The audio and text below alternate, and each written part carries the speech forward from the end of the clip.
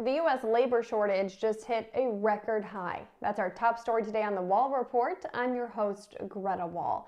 The Labor Department's Job Openings and Labor Turnover Survey, or JOLTS, shows there were 11.27 million available jobs last month. And although that was a slight decrease from January, the gap between openings and workers to fill those spots is continuing to widen. There were 6.27 million unemployed workers in February, so that means there were 5 million more openings than available workers to fill those jobs last month, which is an all-time record high gap. Now, 4.35 million workers also quit their jobs in February, which is an increase of 94,000 from January.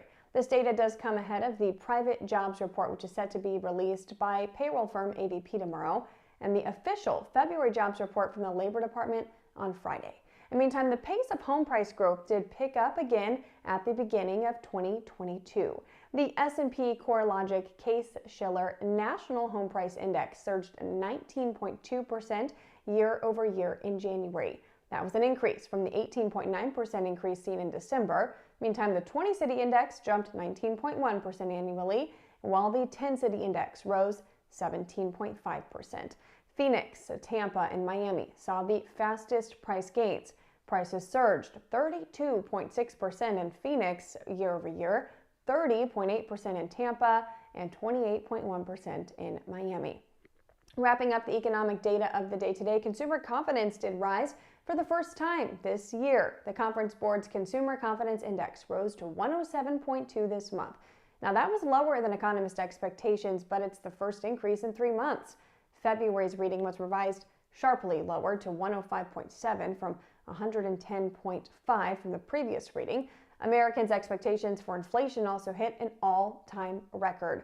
Respondents to this month's survey said they expect inflation to still be 7.9% a year from now. And consumer confidence in current economic conditions jumped 10 points, while confidence about the next 6 months fell by more than 1 point. And the major indices are all higher today as the market digests that new data and monitors peace talks between Ukraine and Russia. Oil prices are sliding amid optimism about those talks. West Texas Intermediate crude futures down more than 3% to under $103 per barrel. Earlier this morning, those prices did slide under $100. Brent crude futures, meantime, are also down more than 3% at just under $109 per barrel. Ukrainian and Russian negotiators met in Istanbul today, resuming face-to-face talks for the first time in nearly 3 weeks. And the top Russian negotiator said those talks were constructive. Demand concerns are also still weighing on the oil market with the COVID lockdown in Shanghai. Shanghai itself accounts for about 4% of all of China's oil consumption, and China is the largest crude importer in the world. Now, meantime, Moderna and Pfizer shares are both up today after the FDA approved another round of COVID booster shots for the elderly. Moderna shares leading those gains, rising nearly 3% in today's session.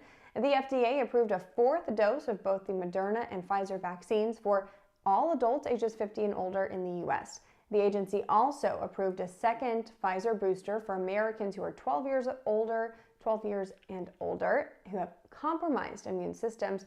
And then those over 18 with a compromised immune system can get a second Moderna booster. Now, the approval of these additional boosters comes amid uncertainty about the spread of a more contagious variant of Omicron.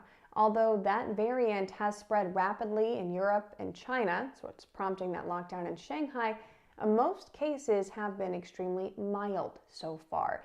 And for traders who do their business on Robinhood, the app has extended its trading hours. Robinhood shares soaring more than 24% in today's session after announcing trading will be open from 7 a.m. Eastern until 8 p.m. Eastern.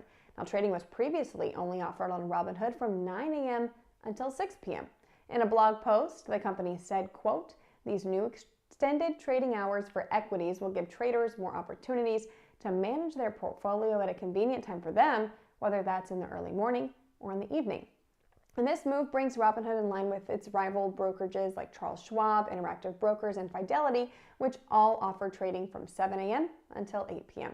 And a reminder that the big economic data of the week continues to pick up steam tomorrow. ADP again will be releasing its private payrolls report for March at 8:15 a.m. Eastern, and that's expected to show a slight slowdown in the pace of hiring this month.